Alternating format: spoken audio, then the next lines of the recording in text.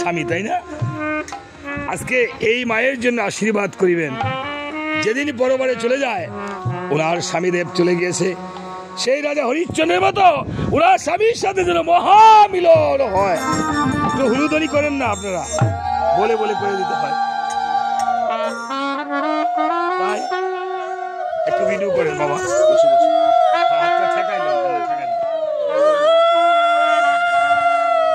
আজকে আগে আগে নিচ্ছে রানীকে, পিছনে যাচ্ছে রাজা। কিভাবে হবে আসবো জানে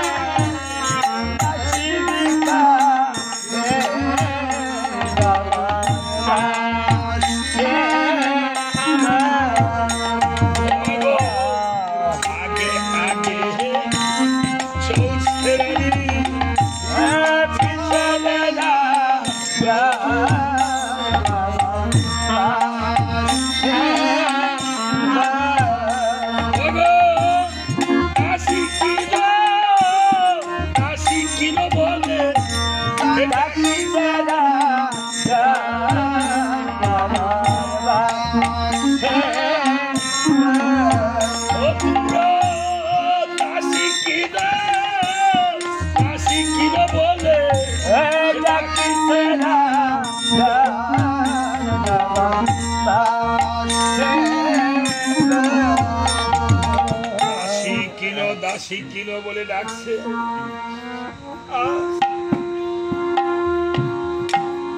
বাজারের দুষ্ট কুলাঙ্গার অনেক সন্তান আছে,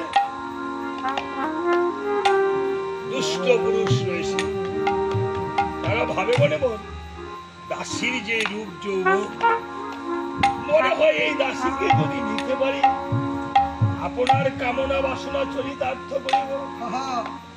দেখেন, দূর থেকে যখন আসে না, সম্মুখে যখন দাসীর সামনে আসে, দাসীর মুখের দিকে চেয়ে সতী নারীর মায়ায় মনের তিতাব জ্বালা দূর হয়ে যায়, প্রণাম করে যায় সতী নারী।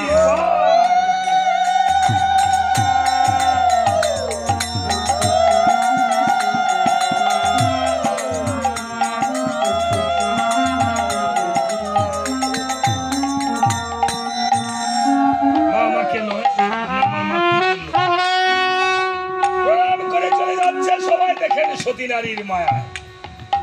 আবার সকাল থেকে সন্ধ্যা গড়িয়ে আসলো, কেউ দাসীকে কিনতে আসলো না। একজন ব্রাহ্মণ আসলো, সেই ব্রাহ্মণের নাম কি লাগে? এখানে দাঁড়িয়ে কি লাগে?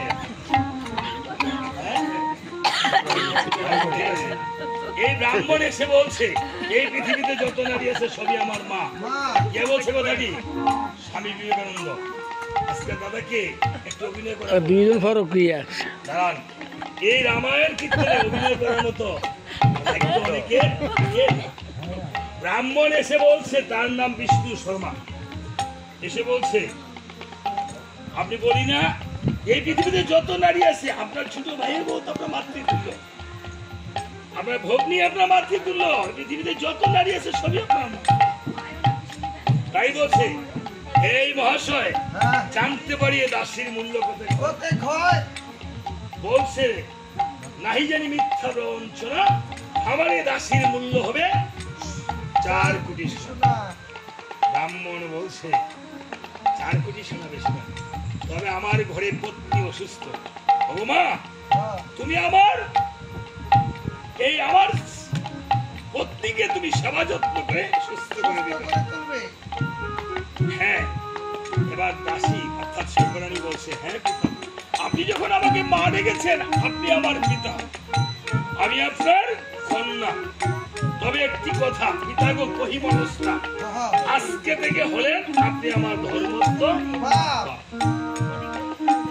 পিতা কন্যার সম্পর্ক ছাড়া অন্যদিকে রাখেন যদি কোনো বল, ধর্মকে সাক্ষী রেখে আমি টেনে বা পূর্ণ জীবন। কর্ম থেকে ধর্ম বড়। এবার বিষ্ণু শর্মার ঘরে এই সভ্যরানীকে নিয়ে চললো। যান না, অনেক কষ্ট দিয়েছি, মনে কিছু নিয়ে না সবাই। আজকে আমার এই পৃথিবী তুল্য তুমি তোমার বাবার কাছে আছে,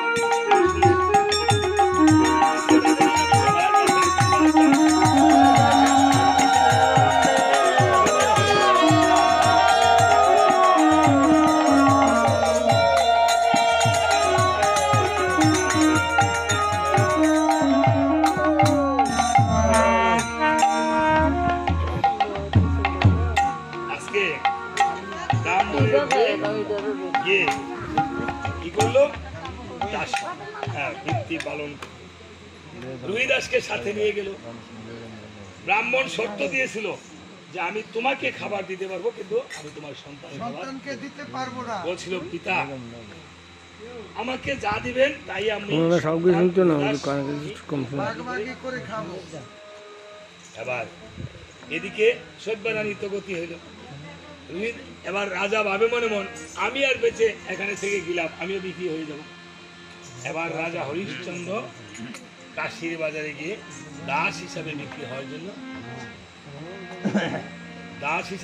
হওয়ার জন্য যখন গেছে আর ডাকতেছে আজ বাজারে নফর কিনো বলে ডাকছে। সারাদিন গণি আসলো, সন্ধ্যা গণি আসলো, কেউ নফর নিতে আসলো না, নফর নিতে কেউ আসলো না। একজন আসলো, দাদা আসেন আসেন। হ্যাঁ